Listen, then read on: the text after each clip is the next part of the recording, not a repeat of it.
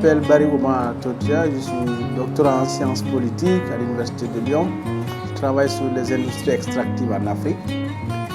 Je vais vous parler un peu du fortin de Bokeh, qui est actuellement le musée régional de Bokeh, qui a été érigé en 1971 en musée régional.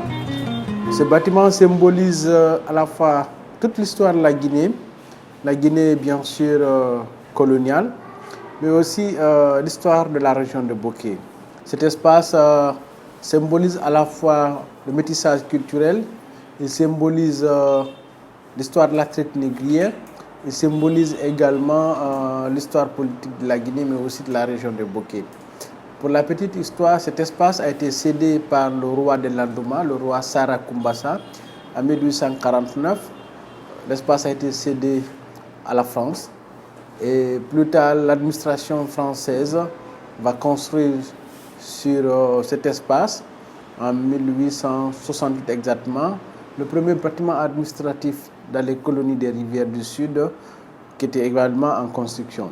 En 1878, le bâtiment actuel sera construit, composé de 2 niveaux, un logement pour le commandant administratif, un deuxième niveau pour le bureau, également une cave-prison, qui est à tort appelée une prison négrière, mais en réalité ce n'est pas une prison négrière, c'est une cave-prison. Et évidemment, l'espace aussi a servi d'échange pendant la traite négrière. Ça, c'est au XVIIIe, XIXe siècle, donc bien avant la construction du bâtiment actuel.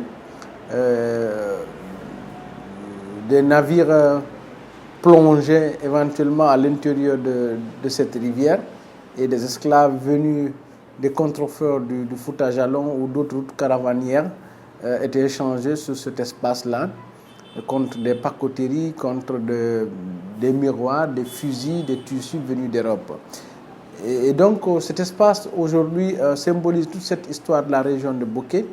Et vous savez, cette région, c'est le premier poste administratif colonial de la France, dans ce qui sera plus tard appelé les rivières du Sud. Donc en 1865, la France devient le maître de ce territoire, de cette région. Et à partir de là, commence le processus de colonisation de toute la Guinée. Aujourd'hui, la région de Bokeh est surtout connue pour l'exploitation minière.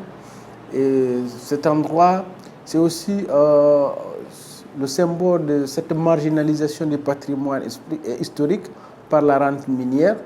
Et pendant des années, il est resté abandonné. Et aucun investissement.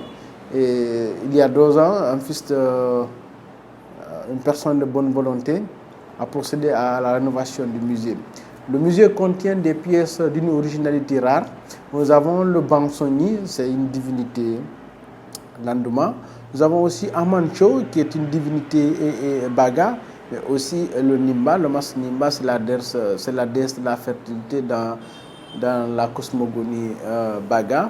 Vous avez aussi le téléphone indigène, un instrument de communication, et d'autres objets culturels de valeur qui sont exposés à l'intérieur de ce musée.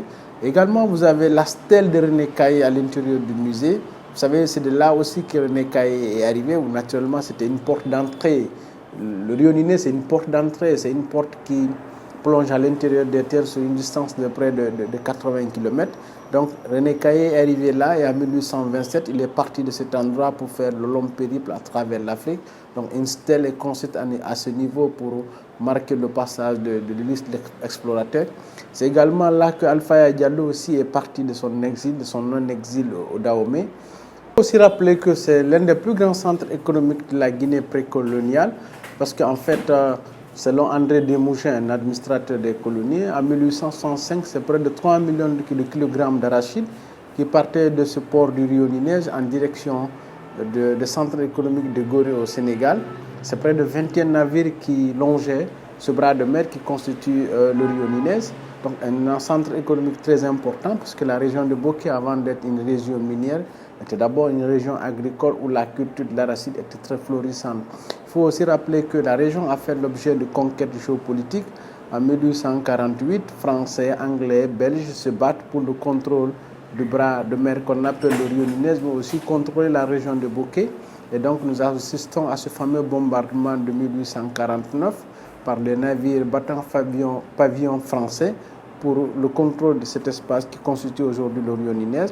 Et le monde actuel, nous constatons également aujourd'hui que c'est près de 8 ports miniers qui sont en développement le long de ce bras de mer qui est l'Orient Nez.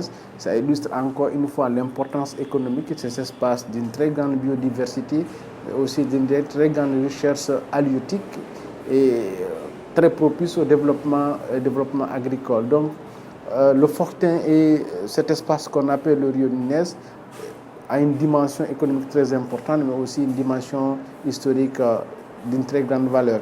Et donc, c'est un espace chargé d'histoire qui a malheureusement été abandonné pendant de très longues années. Et il y a 2 ans, une personne de bonne volonté a investi pour l'entretien de cet espace-là. Cependant, ce que nous demandons à nos autorités, c'est de construire toute une communication et de faire la promotion de ce site, qui est vraiment une pièce originale de l'histoire de la traite négrière. Il faut juste rappeler qu'à Gorée, l'espace de Gorée est connu partout en Afrique.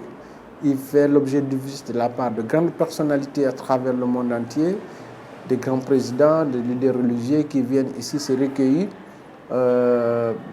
sur cet espace-là en mémoire de l'esclavage.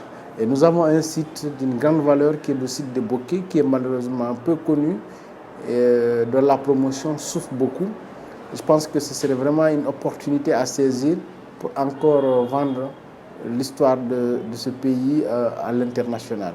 Pour faire une petite comparaison, pour visiter l'île de Gorée, la maison des esclaves à Gorée, qui est en réalité une reconstitution historique, il faut payer 500 francs CFA. C'est près de 6 000 personnes par jour qui arrivent à Gorée.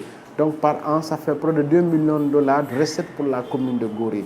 Donc la valorisation du Fortin de Boké peut générer des revenus pour la commune urbaine de Boké, qui peuvent trouver là des sources de développement en dehors de la rente minière payée par des entreprises minières. Donc nous appelons le ministère de la Culture et du Patrimoine historique à faire un effort pour vendre l'image de ce patrimoine qui est à la fois un patrimoine historique mais aussi d'une très grande richesse économique.